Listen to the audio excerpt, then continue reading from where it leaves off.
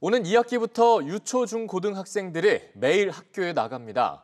코로나19 유행에 전면 등교가 막힌 지 약 17개월 만인데요. 안전한 전면 등교를 위해서 백신 접종과 과밀 학급 해소, 또 방역 인력 지원 등 다양한 대책도 마련이 됐습니다. 자세한 내용을 금창호, 서진석 기자와 함께 알아보겠습니다. 두 분 어서 오시죠. 안녕하세요. 네. 자, 먼저 금창호 기자, 2학기 전면 등교 계획부터 좀 구체적으로 살펴볼까요? 네, 말씀드리기 전에 먼저 유은혜 부총리의 발언을 들어보시겠습니다. 지난해 3월 코로나로 인한 사상 초유의 개학 연기 이후 17개월 만에 학교의 교문을 활짝 열겠습니다. 이제 우리 어른들이 학교에 가야만 온전히 누릴 수 있는 것들을 아이들에게 돌려줘야 합니다. 네, 이 전면 등교로 학생들의 학업 역량부터 사회성, 정서 발달까지 모두 챙기겠다는 계획입니다. 예. 이에 따라 2학기에는 하루 신규 확진자가 1,000명을 넘지 않으면 유치원생부터 고등학생까지 매일 학교에서 공부할 수 있습니다. 이번에 보건당국이 사회적 거리두기 단계를 4단계로 개편했는데 여기서 2단계까지에 해당하는 부분입니다. 예. 이 신규 감염 규모가 1,000명이 넘는 3단계에선 유치원생과 초등 1, 2학년, 직업계고 학생 등만 매일 등교합니다.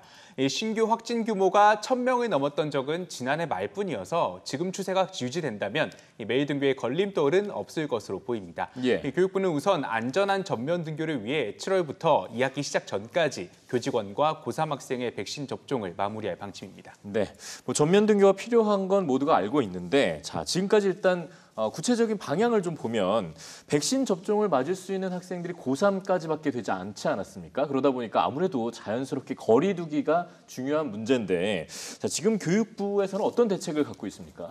네, 우선 한 반에 30명이 넘는 과밀학교는 전국의 10곳 가운데 한 곳을 차지하는데요. 교육부가 이들 학교에 2학기부터 당장 적용하겠다는 대책은 크게 두 가지입니다. 예. 미술실 같은 특별 교실을 활용해 분반 수업을 하겠다는 것과 모듈러 교실이라고 해서 임시 건물을 설치해 밀집도를 낮추겠다는 건데요. 예. 하지만 대책이 발표된 직후 학교 현장에선 벌써 우려의 목소리가 나오고 있는데요. 전국적으로 임시 건물을 설치한 학교 공간은 있는지, 특별 교실이 몇 개가 있고 그래서 분반 수업이 얼마나 가능한지에 대한 고민 없이 나온 탁상행정이란 비판인데요. 일선 학교 목소리 들어보시죠. 예. 말 그대로 과밀 과대학급이라서 그런 유휴 공간이 거의 없어요. 목동이나 강남이나 과밀 학교에서는 조금 어려운 거죠, 상황은. 네, 또 특별실에서 수업을 할 교사가 필요한데 이걸 기간제 교원을 뽑아서 배치하게 되는데요. 그러면 자연스레 일부 학생은 평소 수업을 듣던 교실이 아닌 특별실에서 낯선 기간제 교사한테 수업을 듣기 때문에 불만의 목소리가 나올 수밖에 없고요. 또 모듈러 교실은 소방법 적용도 어려운 위험한 시설 아니냐며 학부모의 반발도 만만치 않은 상황입니다. 예, 충분히 이해가 되는 부분입니다. 학교의 상황을 제대로 파악한 게 맞나라는 생각이 들 정도인데, 근데 한 가지 더 있어요. 밥을 먹을 때는 아무래도 급식할 때는 또 마스크를 벗을 수밖에 없는데 이거에 대한 대책은 있습니까? 네, 그렇습니다. 특히 초등 저학년처럼 통제하기 어려운 학생들 더 위험할 수밖에 없잖아요. 예. 그래서 교육부는 뒤에서 좀 더 자세히 설명드리겠지만 급식실 방역 인력을 늘려 생활 지도를 돕겠다는 입장입니다.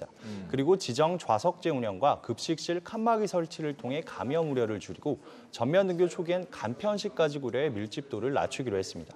하지만 교육부와 교육청 모두 몇 개 학교에서 몇 번의 교대 급식이 가능한지 등 일반적인 현황 파악도 없이 무작정 교대만 늘리라는 거 아니냐 지적이 나오고 있는데요. 예. 아무래도 급식실 공간이 한정돼 있다 보니 학교 현장에선 급식 시간까지 줄여가며 교대 급식을 하고 있는데요. 그렇다 보니 여기서 교대 횟수를 더 늘리긴 어렵다는 반발이 적지 않습니다. 또 현재 발표된 급식실 등 방역 인력 지원이 실제 필요한 인원에 비해 턱없이 부족한 지적도 많았습니다. 네, 들을수록 탁상행정이란 말이 괜히 나오는 게 아니다라는 생각이 드는데요. 자, 금창호 기자, 이렇게 한꺼번에 인원이 늘다 보니까 당연히 방역 인력이 필요하지 않겠습니까? 추가적으로 어떻게 대책이 있어요? 네, 일단 1학기 때 지원됐던 방역 인력이 모두 5만 명이었습니다. 예. 이제 발열 체크 등 이제 생활 지도와 또 급식 지도를 하고 학내 시설을 소독하는 인력인데요. 이 학기에는 1학기보다 10,000명을 더 지원해서 최대 6만 명이 학교에 배치됩니다. 전국 학교가 약 2만 개인데 단순 계산하면 학교당 3명씩 배치되는 셈입니다. 예. 하지만 학교 현장에서는 턱없이 모자란다는 불만이 나옵니다. 이 서울의 한 초등학교 교장은 3분의 2까지만 나올 수 있었던 기존 상황을 생각하면 2학기 땐 등교 인원이 30% 이상 느는데 방역 인력은 20% 증가에 그쳤다고 지적했습니다. 또 1학기 때도 교육당국이 지원한 3명으로는 방역 업무를 모두 처리할 수가 없어서 시군구의 지원을 받아 10명을 운용했다고 전했습니다. 교육부가 학교 현장에서 가장 환영했던 정책으로 방역 인력 지원을 꼽은 만큼 보다 철저히 수요 조사를 해서 예산을 추가 지원하는 게 필요해 보입니다. 네, 전면 등교까지 꼼꼼하게 이런 부분들을 잘 챙겨줘야 될 것 같습니다. 네, 두 기자 수고했습니다.